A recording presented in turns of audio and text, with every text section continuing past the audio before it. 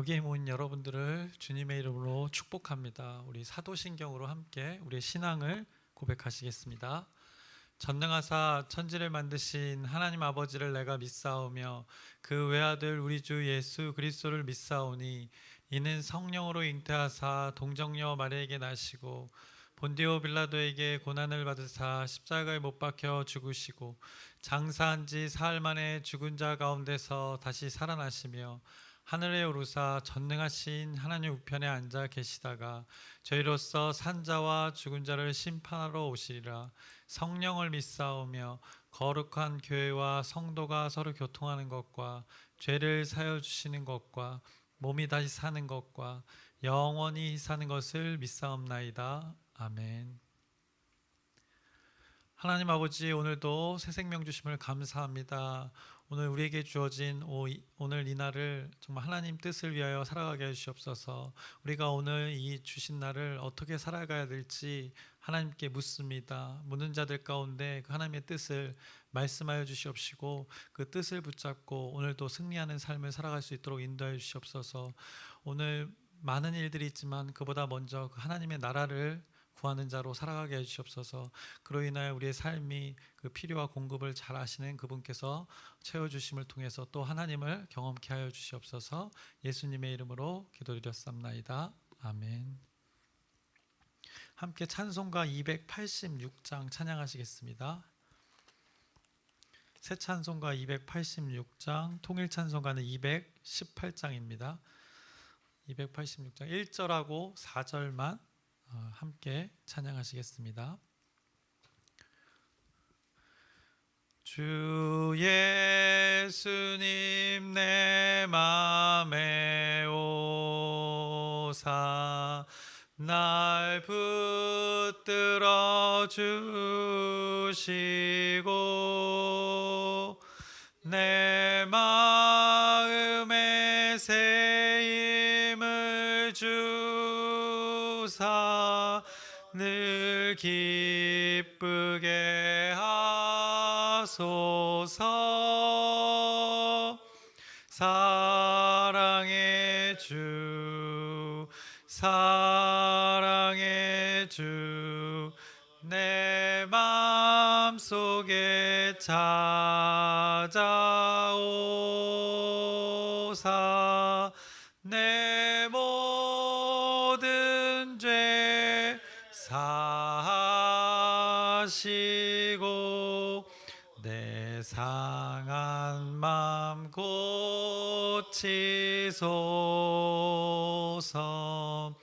주 예수님 내 맘에 오사 내 길 인도하시고 주 성령을 내 맘에 채워 늘 충만케 하소서. 사랑의 주 사랑의 주 내 맘속에 찾아오사 내 모든 죄 사하시고 내 상한 맘 고치소서. 아멘. 오늘 함께 나누실 말씀은 사사기 9장의 말씀입니다. 사사기 9장 전체의 말씀인데 우리 함께 읽기는 55절 뒷부분입니다. 55절부터 57절까지 세 구절만 우리 함께 읽겠습니다. 9장 55절부터 57절까지 말씀입니다. 함께 읽겠습니다. 이스라엘 사람들이 아비멜렉이 죽은 것을 보고 각각 자기 처소로 떠나갔더라. 아비멜렉이 그의 형제 70명을 죽여 자기 아버지에게 행한 악행을 하나님이 이같이 갚으셨고 또 세겜 사람들의 모든 악행을 하나님이 그들의 머리에 갚으셨으니 여룹바알의 아들 요담의 저주가 그들에게 응하니라. 아멘. 오늘은 사사기 9장의 말씀을 나누겠습니다. 오늘 9장 처음에 등장하는 인물이 있습니다. 바로 여룹바알의 아들 아비멜렉입니다. 기드온의 아들입니다. 그의 출신에 대해서 성경은 그 8장 마지막 부분에 이렇게 말했습니다.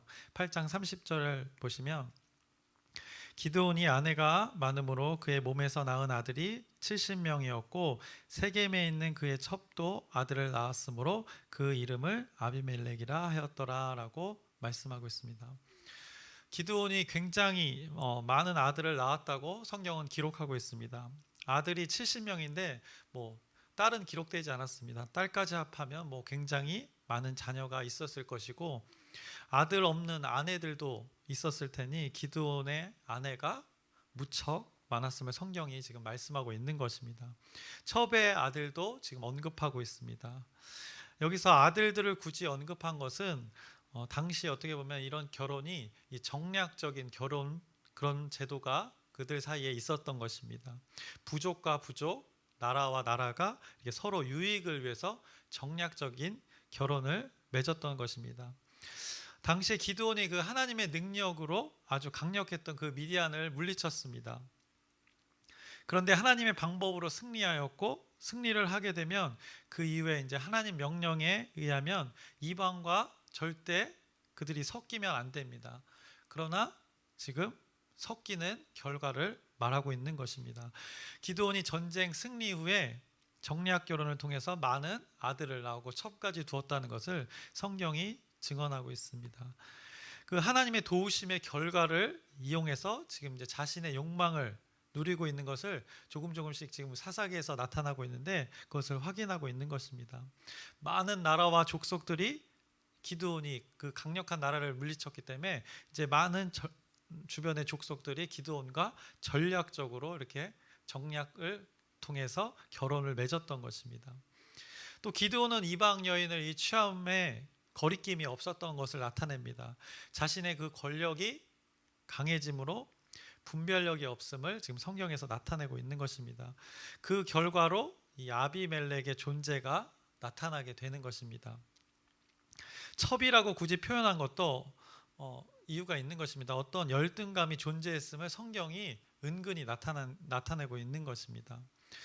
우리나라도 마찬가지지만 이 동서를 막론하고 또 고금 과거와 지금을 가리지 않고 왕의 계승에서 아들에 대한 그 집착과 혈통의 그 되물림에 대해서 아주 예민했습니다.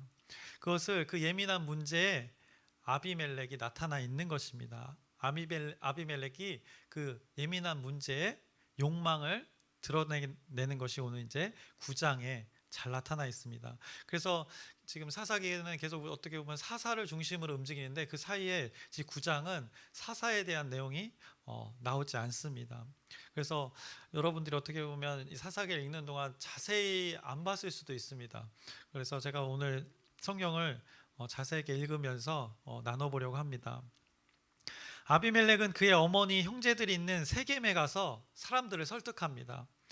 당신들이 그 기드온의 통치 아래 있기를 원했는데 아버지 이제 기드온이 돌아가셨으니 누군가 당신들을 다스려야 하는데 아버지 기드온의 아들이 무려 70명이다.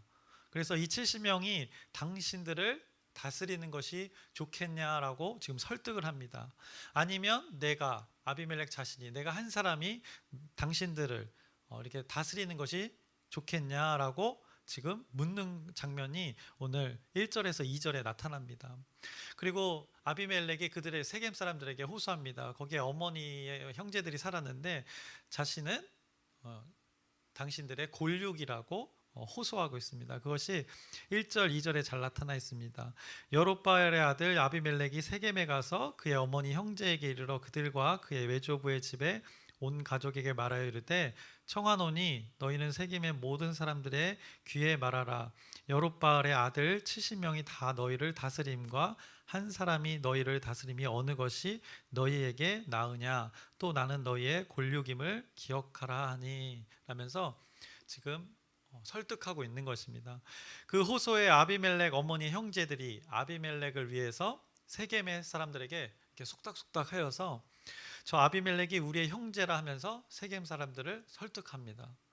그리고 바알브릿이라는 그 신전이 거기에 존재했습니다. 그 신전에서 은 70개를 가지고 와서 아비멜렉에게 주어서 그 은 70개로 이 방탕하고 경박한 사람들이라고 표현된 그 사람들을 매수하게 됩니다. 그래서 그 매수한 사람들을 이용해서 그 세겜을 아비멜렉이 다스리는 명분을 만드는 것이 오늘 9장 앞부분에 잘 나타나 있습니다. 그리고 그 명분을 이제 자신이 그 세겜을 아비멜렉이 다스리겠다는 것을 실천합니다. 그러면서 5절입니다. 오브라에 있는 그의 아버지 집으로 가서 여룹바알의 아들 곧 자기 형제 70명을 한 바위에서 죽였으되 다만 여룹바알의 막내 아들 요담은 스스로 숨었으므로 남으니라라고 말씀합니다. 오브라가 어디죠? 그 기드온의 집이었습니다. 그 에봇을 만들었던 곳입니다. 거기서 70명 그 형제들을 그 한 바위에서 아비멜렉이 다 죽입니다. 아비멜렉은 결국 자신이 왕이 되고자 이 잔인한 살인을 저지르게 됩니다. 어떻게 보면 어머니는 다르지만 아버지는 하나인 그 형제들을 모두 죽입니다. 그 중에 막내 아들 요담만 살아서 숨게 됩니다. 숨어 있다가 살아나게 됩니다. 어떻게 보면 정략적으로 맺었던 결혼, 그 권력을 즐겼고 소유에 집착했고 금 에봇을 만들어 하나님마저 이용하려 했던 자 기드온, 그의 방탕함과 그 권력욕에 대한 결과가 오늘 9장에 나타나 있는 것입니다. 그 자식들을 통해서 그것이 지금 9장에 나타나고 있음을 성경이 말씀합니다. 누군가가 자신의 정통성을 이어가기 위해 살인을 서슴없이 저지른 것입니다.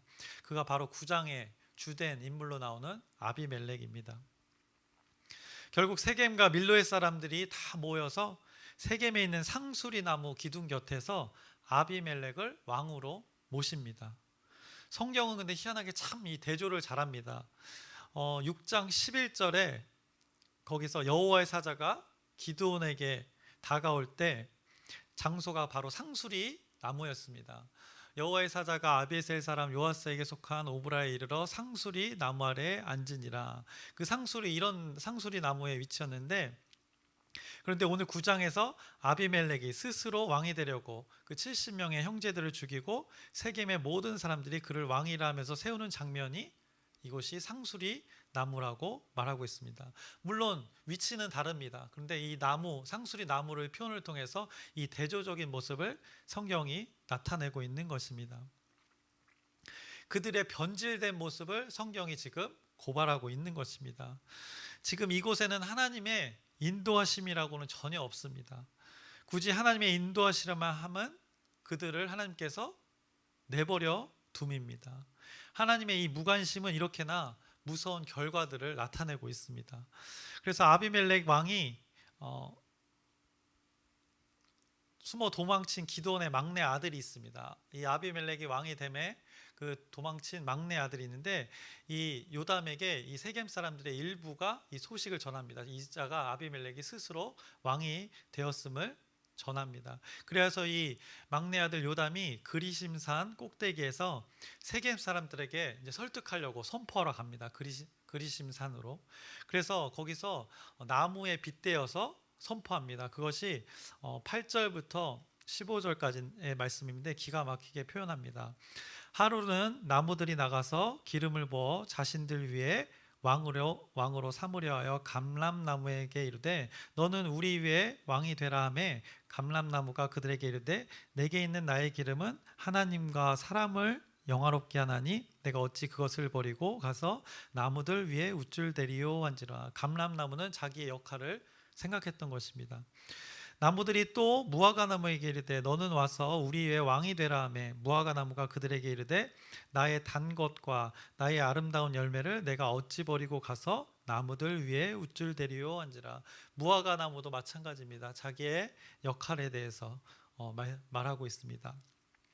12절입니다. 나무들이 또 포도나무에게 이르되 너는 와서 우리 위에 왕이 되라 하매 포도나무가 그들에게 이르되 하나님과 사람을 기쁘게 하는 내 포도주를 내가 어찌 버리고 가서 나무들 위에 우쭐대리오 한지라. 포도나무 역시 이렇다고 자신의 역할이 분명히 있다고 말하고 있습니다. 이에 모든 나무가 마지막으로 가시나무에게 이릅니다. 너는 와서 우리의 왕이 되라 하매 가시나무가 나무들에게 이르되 만일 너희가 참으로 내게 기름을 부어 너희 위에 왕으로 삼겠거든 와서 내 그늘에 피하라. 가시나무가 무슨 잎이 있다고 자기 곁에 와서 그늘로 피하라고 말합니까? 그리하지 아니하면 불이 가시나무에서 나와서 레바논의 백향목을 사를 것이니라 하였느니라 라고 지금 요담이 지금 나무에 빗대어서 선포하고 있는 것입니다. 이 가시나무가 아비멜렉임을 선포하고 있는 것입니다. 비유가 너무 기가 막힙니다. 그 가시나무 잎 하나 없는 가시나무가 이렇게 선포하고 있는 것입니다. 레바논의 백향목은 아주 높게 크게 자라는 잎이 풍성한 나무인데 그것을 자기가 그거보다 낫다고 지금 드러내고 있는 것입니다. 참 비유가 기가 막힙니다. 아비멜렉이 이런 자임을 비유로 지금 세겜 사람들에게 설득하고 있는 것입니다. 그리고 이 비유가 끝나고 요담이 그 자신 있게 이 만행에 대한 결과가 있을 것이라고 그 그리심산에서 선포합니다. 이어지는 말씀입니다. 제가 또 읽겠습니다. 16절에서 20절까지 말씀입니다. 이제 너희가 아비멜렉을 세워 왕으로 삼았으니 너희가 행한 것이 과연 진실하고 의로우냐? 이것이 여룻바알과 그의 집을 선대함이냐? 이것이 그의 손이 행한 대로 그에게 보답함이냐? 우리 아버지가 전에 죽음을 무릅쓰고 너희를 위하여 싸워 미디안의 손에서 너희를 건져냈거늘 너희가 오늘 일어나 우리 아버지의 집을 쳐서 그의 아들 70명을 한 바위에서 죽이고 그의 여종의 아들 아비멜렉이 너희 형제가 된다고 그를 세워 세겜 사람들 위에 왕으로 삼았도다. 만일 너희가 오늘 여룻바알과 그의 집을 대접한 것이 진실하고 의로운 일이면 너희가 아비멜렉으로 말미암아 기뻐할 것이요 아비멜렉도 너희로 말미암아 기뻐하려니와 그렇지 아니하면 아비멜렉에서 불이 나와서 세겜 사람들과 밀로의 집을 살을 것이요 세겜 사람들과 밀로의 집에서도 불이 나와 아비멜렉을 살을 것이니라 하고 이렇게 선포합니다. 그것이 뒤에 이제 마지막에 성취되는 것을 아까 말씀을 우리가 읽었습니다. 그 후에 아비멜렉을 피해서 요담은 이제 부엘에 거주합니다. 요담 후의 삶에 대해서는 이제 성경은 언급하지 않습니다. 이제 그것이 중요하지 않기 때문입니다. 그런데 이제 요담의 선포에도 세겜 사람들은 아비멜렉의 그 다스림 안에 살아갑니다. 그리하여서 아비멜렉이 이스라엘을 다스린 지 3년이 되었습니다. 그때 세겜 사람들이 아비멜렉을 배반하게 됩니다. 그것이 22절부터 23절의 말씀에 나타나 있습니다. 아비멜렉이 이스라엘을 다스린 지 3년에 하나님이 아비멜렉과 세겜 사람들 사이에 악한 영을 보내심에 세겜 사람들이 아비멜렉을 배반하였으니 라고 증언하고 있습니다. 그 후에 어떤 일이 벌어지냐면 26절에 이제 또 한 사람이 등장합니다. 에벳의 아들 가알이 등장합니다. 생소한 이름들이 많습니다. 외국인 이름이기 때문에 여러분들 또 익숙하지 않은 이름인데 어쨌든 이 전개 가운데 가알이라는 사람이 등장합니다. 그가 세겜에 이사 와서 살았습니다. 그런데 세겜 사람들에게 이 가알이라는 사람이 굉장히 신임을 얻었습니다. 그래서 그 세겜 사람들과 어느 날 포도밭에서 나가서 일하다가 그곳에서 잔치를 벌이게 됩니다. 그 잔치를 벌이는 가운데 그 포도주와 포도즙을 잔뜩 먹고 그들이 모시는 신당에서 이제 아비멜렉 왕을 저주합니다. 아비멜렉 흉을 본 것입니다. 28절에 나오는데 이렇게 말하고 있습니다. 에벳의 아들 가알이 이르되 아비멜렉은 누구며 세겜은 누구이기에 우리가 아비멜렉을 섬기리요 그가 여룻바알의 아들이 아니냐 그의 신복은 스볼이 아니냐 차라리 세겜의 아버지 하몰의 후손을 섬길 것이라 우리가 어찌 아비멜렉을 섬기리요 라고 말합니다. 가알이 이렇게 말했습니다. 아비멜렉이 누구이기에 우리가 그를 왕으로 모시느냐. 그를 조롱하면서 세겜 사람들은 이제 선동한 것입니다. 그때 여기 스볼이라는 사람이 또 나타납니다. 아비멜렉의 어떻게 보면 안테나 역할을 하는 아비멜렉의 신복입니다. 30절에 나오는데요. 그가 이 상황을 아비멜렉에게 보고합니다. 이러한 일들을 통해서 가알과 그 세겜 사람들이 아비멜렉을 조롱한다고 아비멜렉에게 보고를 합니다. 그래서 징계해야 함을 스볼이라는 사람이 호소를 합니다. 스볼이 그 일을 보고했는데 이 세겜 사람들을 어떻게 징벌을 해야 될지도 방법을 이렇게 전달합니다. 그러면서 32절의 말씀입니다. 당신은 당신과 함께 있는 백성과 더불어 밤에 일어나 밭에 매복하였다가 라고 합니다. 그들이 매복 작전을 하여서 아비멜렉이 세겜성 밖에서 대기하고 있으면 이제 자기가 스불이 가알을 데리고 성 밖으로 나오겠다고 하는 것입니다. 그때에 일을 처리하자고 지금 제안한 것입니다. 그러면서 제가 성경을 또 쭉 읽겠습니다. 34절의 말씀입니다. 아비멜렉과 그와 함께 있는 모든 백성이 밤에 일어나 그러니까 네 팀으로 나눈다는 것입니다. 네 때로 나누어 세겜에 맞서 매복하였더니 에벳의 아들 가알이 나와서 성읍문 입구에 설 때에 아비멜렉과 그와 함께 있는 백성이 매복하였던 곳에서 일어난지라. 가알이 그 백성을 보고 스불에게 이르되 보라 백성이 산 꼭대기에서부터 내려오는도다 하니 스불이 그에게 이르되 내가 산 그림자를 사람으로 보았느니라 하는지라.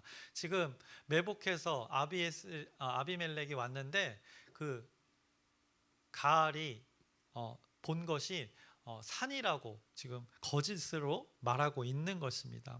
산 그림자를 사람으로 보았다고 지금 스볼이 가알에게 거짓말을 하는 것입니다. 가알이 다시 말하여 이르되 보라 백성이 밭 가운데로 따라 내려오고 또 한때는 무오는님 상수리 나무 길을 따라오는도다 하니 스볼이 그에게 이르되 내가 전에 말하기를 아비멜렉이 누구이기에 우리가 그를 섬기려 하던 그 입이 이제 어디 있느냐. 이들이 내가 업신여기던 그 백성이 아니냐 청하노니 이제 나가서 그들과 싸우라 하니라고 말하고 있는 것입니다. 자, 아비멜렉과 결국엔 아비멜렉을 조롱했던 가알이 마주하게 되고 그 가운데 스볼이 너 이렇게 얘기하지 않았냐? 그럼 가서 싸우라라고 지금 말하고 있는 상황입니다. 이어서 45절을 제가 읽겠습니다.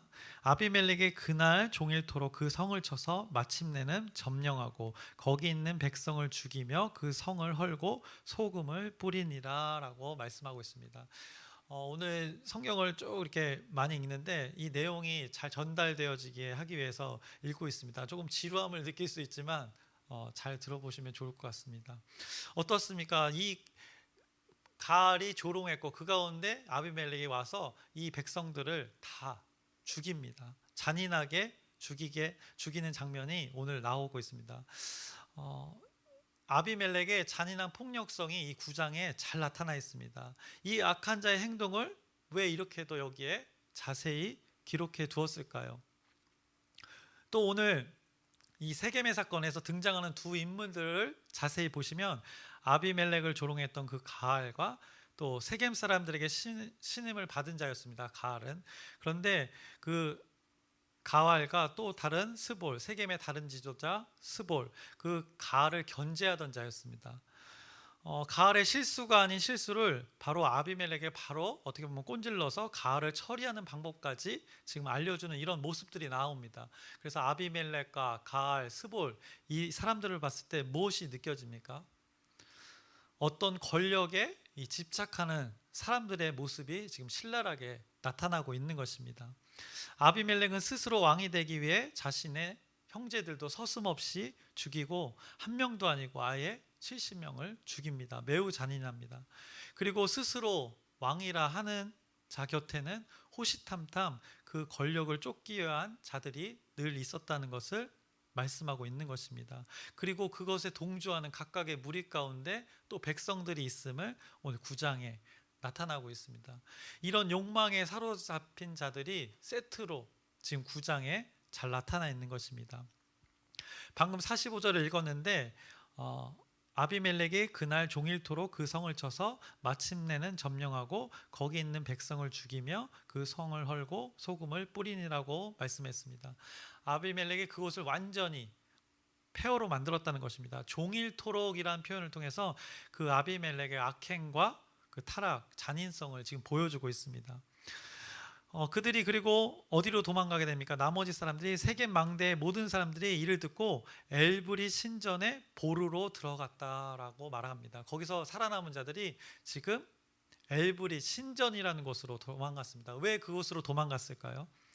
자신들이 믿는 신, 그 신이 이 죽음의 위기에서 구해낼 것이라는 그들의 간절한 바람이 있는 그곳이었습니다. 그들의 영적 상태를 지금 보여주는 것입니다. 아비멜렉이 자신들을 죽이러 왔는데 하나님을 또 찾는 것이 아니라 그들이 우상으로 섬겼던 그 신전으로 도망가고 있는 것입니다.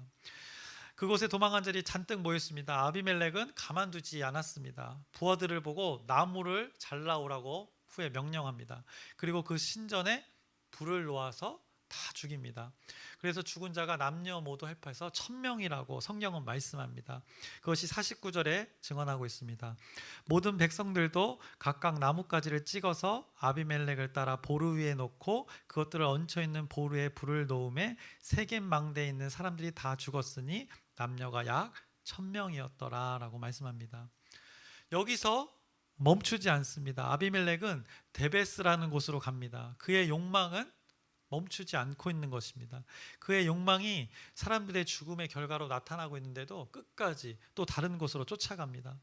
동일하게 데베스의 사람들도 쉽게 올라오지 못하는 그 망대에 도망쳤습니다.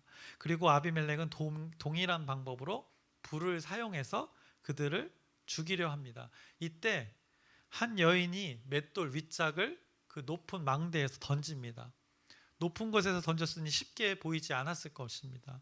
밑에 있던 아비멜렉의 머리에 그 돌짝이 떨어졌습니다. 그리고는 곧 죽음을 맞이하게 됩니다. 그 죽는 순간도 참 탐욕스럽습니다. 53절에서 54절의 말씀입니다.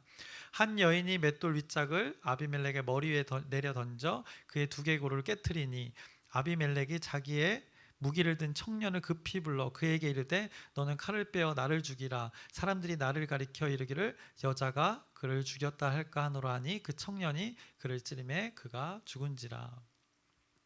자신의 마지막에서도 자신의 생각이 멋진 왕의 모습으로 남고 싶어 했나 봅니다.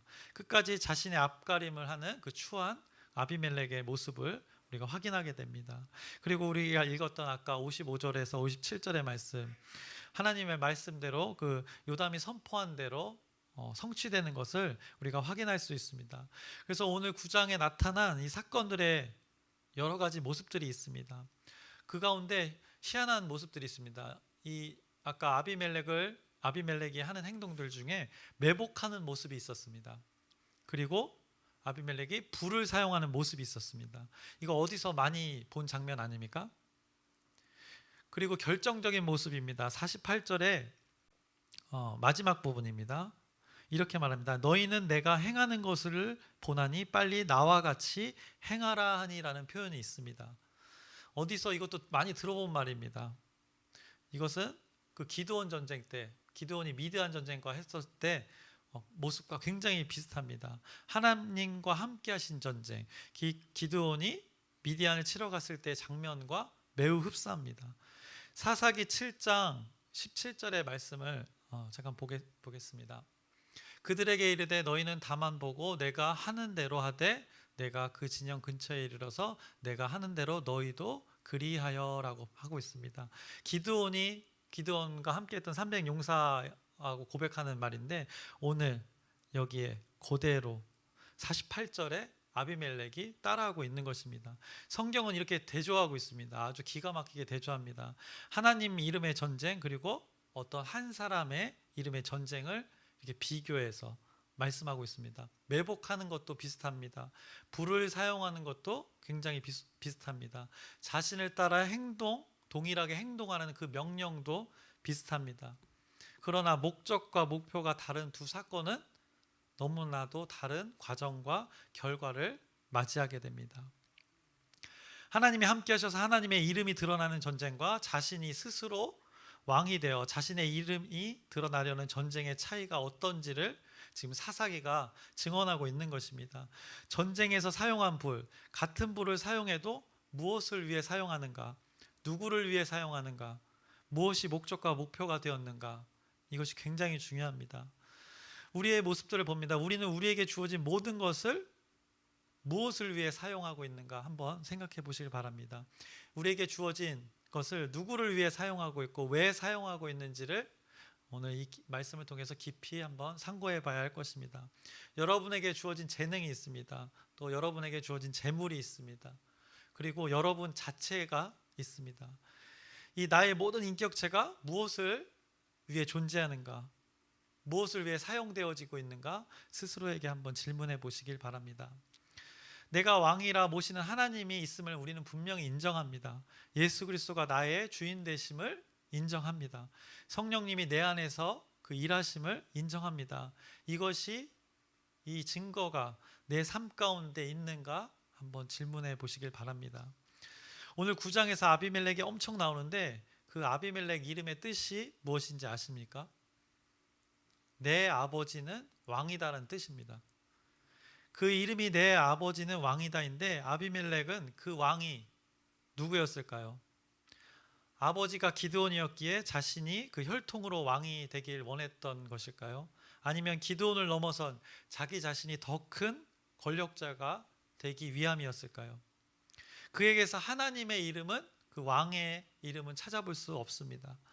아비멜렉이라는 열매는 어떻게 보면 기드온으로부터 시작된 그 타락이 열매를 맺는 결과를 말하고 있다고 성경은 지금 사사기는 증언하고 있는 것입니다.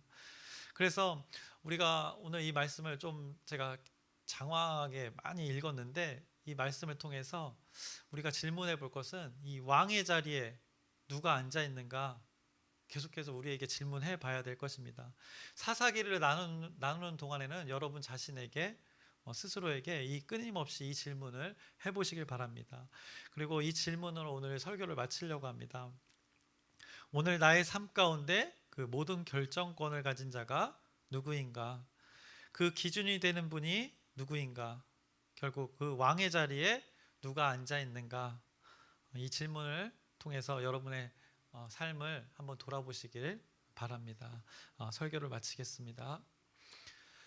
하나님 아버지, 사사기 9장에서 이 아비멜렉의 삶을 통해서 인간 그 본연의 모습을 바라봅니다. 그 스스로가 왕이 되어서 그 잔인함과 악행을 나타내는 모습을 확인해야 했습니다. 우리의 모습 가운데 실제 살인을 하지는 않지만 우리가 형제를 미워함으로 그 살인을 범하고 있지는 않은지 우리의 모습을 돌아보게 해주시옵소서. 우리의 주인된 자리에 내가 앉아 있는지, 그 주인 대신 예수 그리스도가 앉아 있는지 이 말씀을 통하여 돌아보게 하여 주시옵소서. 그래서 하나님 말씀의 기준을 삼아 우리의 오늘 펼쳐질 삶이 하나님의 열매로, 그 성령의 열매로 맺어가게 하여 주시옵소서. 예수님의 이름으로 기도드렸사옵나이다. 아멘. 하늘에 계신 우리 아버지여, 이름이 거룩히 여김을 받으시오며 나라의 마옵시며 뜻이 하늘에서 이루어진 것 같이 땅에서도 이루어지이다. 오늘날 우리에게 일용할 양식을 주옵시고 우리가 우리에게 죄 지은 자를 사하여 준 것 같이 우리의 죄를 사하여 주옵시고 우리를 시험에 들게 하지 마옵시며 다만 악에서 구하옵소서. 나라와 권세와 영광이 아버지께 영원히 있사옵나이다. 아멘. 우리 함께 기도 제목 나누겠습니다. 열린 전도가 시작되었고 7명의 그 태신자를 품었습니다. 그리고 중요한 VIP를 선별하였습니다.